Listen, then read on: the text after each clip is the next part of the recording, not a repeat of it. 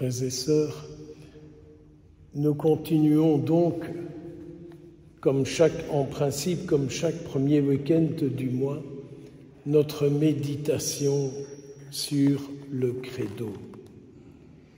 Et je suis content qu'aujourd'hui, comme credo, nous prendrons le credo de Nicée-Constantinople. Il est un peu plus long, mais c'est en fait celui, à mon avis, qu'on connaît le mieux. Mais c'est parce qu'on l'a pendant des années, chanté en latin, qu'on a un peu oublié aujourd'hui. Mais souvenez-vous, les aînés parmi nous ont chanté « Credo in unum Deum ». C'était très beau, voilà. On peut continuer si vous voulez. Et donc, ce credo qui est beaucoup plus développé que le symbole des apôtres, qui est plus court, qu'on priait habituellement dans la récitation du chapelet sur la croix de notre chapelet. Et dans le credo de Nicée-Constantinople, il y a cet article avec lequel j'aimerais un peu réfléchir devant vous. Créateur du ciel et de la terre, de l'univers visible et invisible. Je vais juste prendre la première partie. Créateur du ciel et de la terre. Mes frères, mes sœurs, je ne sais pas ce que vous pensez de ça, mais la première réaction de foi que j'ai, c'est de dire « c'est Dieu qui a créé ce monde dans lequel je suis né ». Est-ce que ça vous est déjà arrivé de regarder le monde et de dire au Seigneur « ce monde dans lequel je vis, je suis venu au monde, c'est toi qui l'as créé ». Nous n'y sommes pour rien. Regardez votre date de naissance et tout ce qui était dans le monde. Vous n'y êtes pour rien, ni moi non plus. Donc, c'est le berceau, finalement, dans lequel nous sommes venus au monde. C'est bien ce monde créé par Dieu. À l'inverse, c'est aussi dans ce monde-là que vous et moi, nous quitterons cette terre.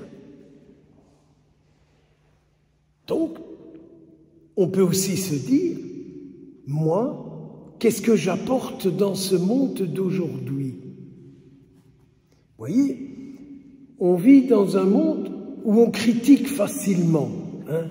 On critique. Je ne sais pas si ça vous arrive, mais facilement on critique. Oh, il y a quand même ça qui ne va pas, il y a quand même ça, et bababi, et bababa. Nous sommes un peu des spécialistes pour ça. Mais si je regarde ce monde, je me dis, je suis né dedans, c'est ce monde-là que je quitterai. Qu'est-ce que moi je vais apporter dans ce monde pour que mes descendants y soient encore plus heureux que moi? Ils soient encore plus heureux que moi. Parce qu'écoutez, nous ne sommes quand même pas malheureux sur cette terre, du moins ici. Nous ne manquons de rien, ok? C'est parce que nous sommes pris par un sale coup du malin qu'on peut appeler l'esprit de mécontentement. C'est juste, nous sommes facilement mécontents, à un point tel qu'on ne voit plus tout ce qu'on a, quoi. On a quand même beaucoup de choses, On a à boire, on a à manger, on est logé, on peut s'éclairer, on peut chauffer, on peut se soigner. Et c'est pas encore assez, quoi. Qu'est-ce qu'il doit penser de nous, le bon Dieu au ciel? Quand il voit ce monde, il dit, mais enfin, j'ai créé ce monde, je leur ai donné la vie, je suis avec eux. Qu'est-ce qu'il leur faut de plus, quoi? Parfois, je me laisse prendre à écouter ce que Dieu me dit et ce qu'il pense de mes réactions. Vous ne faites jamais ça. Dire, tiens Seigneur, qu'est-ce que tu penses de mes réactions? Oh, pas pour me juger, pas pour me condamner, pas pour me flageller, ça fait vraiment pas partie de mon tempérament.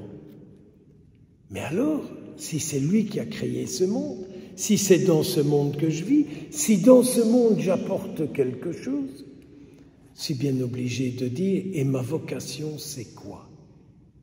Ma vocation c'est quoi? Dans ce monde d'aujourd'hui.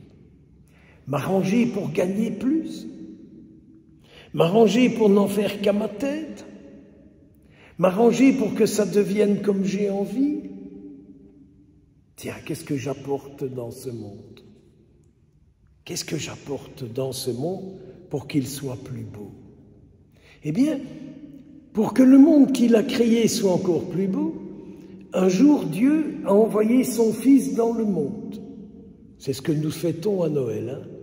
Il a envoyé son Fils dans le monde pour que faire? Pour nous apprendre à respecter ce monde et pour apprendre à nous aimer les uns les autres.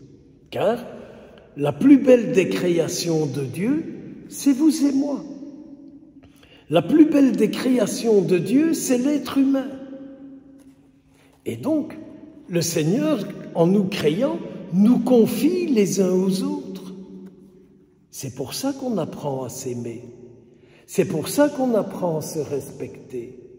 C'est pour ça qu'on ne se juge pas personnellement toujours mal, mais qu'on apprend à voir tout ce qu'il y a de bien et de bon en nous. Vous faites ça de temps en temps. Regardez ce qu'il y a de Dieu en vous, qui est bon et qui est bien, et qui fait du bien à tout le monde. Non. Ah, flûte alors, nous sommes tellement pris par cet esprit qui nous amène à nous juger les uns les autres. Ah, ça, celui-là est comme ça, celle-là est comme ça, et celui-là c'est un emmerdeur, et celle-là c'est autre chose, et blablabla, bla, bla, bla, et on est parti. Hein. Au lieu de devenir croyants et de nous regarder les uns les autres comme Dieu nous regarde, comme Dieu nous voit, comme Dieu nous aime. Vous savez, le jour où nous parviendrons à nous aimer les uns les autres, il fera quand même bon vivre. Hein? Et si les chrétiens font ça, hein, peut-être qu'il faudra racheter des chaises. Hein? Parce qu'ils diront, les gens diront, c'est à l'Église qu'ils apprennent à s'aimer les uns les autres et à se respecter. C'est à l'Église qu'ils apprennent ça. C'est ça le Jésus qu'ils reçoivent en communion. C'est ça le Jésus qu'ils écoutent. Parce que vous avouerez que nous ne vivons pas dans un monde où on se respecte facilement les uns les autres. Regardez un peu l'ambiance du monde. Quand quelqu'un devient âgé, qui perd un peu la boule, ça peut tous nous arriver, moi le premier, qui perd un peu la tête, on dit « Oh, qu'est-ce qu'il fait encore là hein? Qu'est-ce qu'il fait encore là hein? Qu'est-ce que le bon Dieu attend pour le reprendre hein? » On ne dit jamais « Seigneur, pourquoi tu ne le reprends pas? Qu'est-ce que tu lui confies encore ?» Mais nous, gros malins, on dit « Oh, il ne sert plus à rien, et hop là !» Et on pique « Salut, il n'y a pas de tresse. Hein » Vous voyez, nous sommes quand même dans une mentalité très matérialiste, je pense. Nous avons du mal à regarder à quoi nous sommes encore utiles aujourd'hui. Vous savez, parfois je me laisse attraper et je me dis, mais nos assemblées chrétiennes, elles avancent en âge, qu'est-ce qui en sera encore dans 10 ans? Moi, dans 10 ans, je serai encore bien plus gâteux que je ne le suis déjà. Mais néanmoins, tant qu'on est là, les gens peuvent dire, c'est un homme, une femme qui croit en Dieu et qui va à l'Eucharistie et qui écoute la parole sainte et qui essaye de la vivre. Le jour où vous ne serez plus là, on ne pourra plus le dire. On ne pourra plus le dire. Mais le jour de votre mort, on dira « Oh, c'est une petite étoile en plus. » Tu parles. Une étoile filante, ça lui est vouille, hein. Ça lui partit, hein. Donc vous voyez, ce Dieu créateur, il me confie un monde, je suis né dedans, je partirai de ce monde. Son Fils est né dans le monde, il est venu m'apprendre comment m'aimer moi et comment nous aimer les uns les autres, comment me respecter et comment nous respecter les uns les autres. Vous vous rendez compte de ce que nous disons chaque fois qu'on proclame notre foi? Avant, les gens disaient « Oh mon père, on ne comprenait pas parce que c'était en latin. » tu vas. En français, on ne comprend pas mieux, hein. On berdelle le truc, salut, au revoir, quoi. C'est un peu comme ça qu'on fait, hein. On berdelle facilement, quoi. Voilà. Donc, la création, ce monde, c'est Dieu qui nous l'a confié. Nous devrions être heureux, hein. Parce qu'alors là, nous retrouvons toute la question de l'alliance, quoi. À partir du moment où je reconnais que c'est Dieu qui a créé le monde et qui continue à s'en occuper, je me mets en alliance avec lui. Et il est en alliance avec moi. Vous voyez, souvent nous nous plaignons de la déchristianisation, mais tout se situe dans l'alliance. Plus je resterai en alliance avec lui, plus il sera là, et plus je serai avec lui. Essayez tout au long de cette semaine de voir à quel moment vous êtes en alliance avec lui.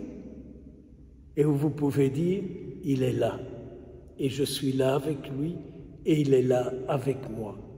C'est tout le contraire, je vous ai déjà dit ça je crois souvent, c'est tout le contraire du carnet de commandes, blablabla, bla, bla, bla, voilà mes besoins.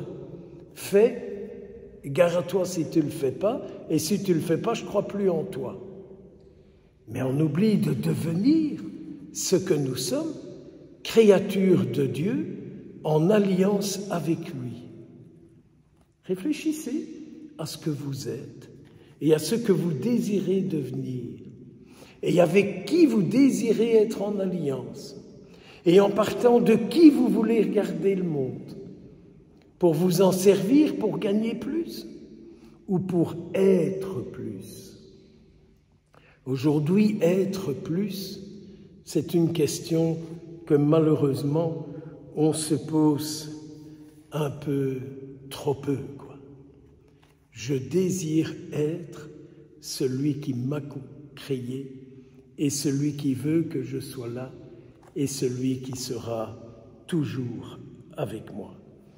Donc, n'oublions pas ce mystère d'alliance, ce monde dans lequel nous vivons, ce monde dans lequel nous sommes nés. Il a créé le monde, mais aussi tout ce qui vit, c'est-à-dire la création telle que nous la voyons de nos yeux, mais aussi telle que nous nous voyons les uns les autres. Et une prière qu'on fait, à mon avis, beaucoup trop peu, mais Seigneur, pourquoi est-ce que dans le monde on te voit si peu? Pourquoi est-ce que dans le monde on te voit si peu? Pourquoi est-ce que dans le monde on t'entend si peu? Et Dieu dit, parle comme moi, vis comme moi, et je serai là. Eh bien, mes frères, mes sœurs, grâce à vous, je peux dire aujourd'hui, Seigneur, je veux parler comme toi, je veux regarder comme toi, je veux écouter comme toi, je veux vivre comme toi. Eh bien, ça, c'est grâce à vous qui êtes ici aujourd'hui.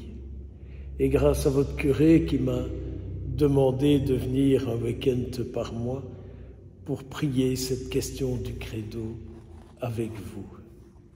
Soyez grandement bénis et n'ayons pas peur d'être là où on est sûr que le Seigneur se trouve. Soyons là où il est. Et dans l'Église, moi je suis certain, Jésus est là. Il a la première place dans le Saint-Sacrement de l'autel. Jésus est vraiment là. Jésus est vraiment là. C'est vraiment lui qui est là. Et nous sommes là avec lui. Qu'il vous bénisse, qu'il vous soutienne, qu'il vous éclaire, lui qui est la lumière, né de la lumière. Puisse sa Sainte Mère vous soutenir dans tous vos soucis, dans toutes vos difficultés, dans toutes les tentations, peu importe quelles sont, ce qu'elles sont. Au nom du Père, du Fils et du Saint-Esprit. Merci.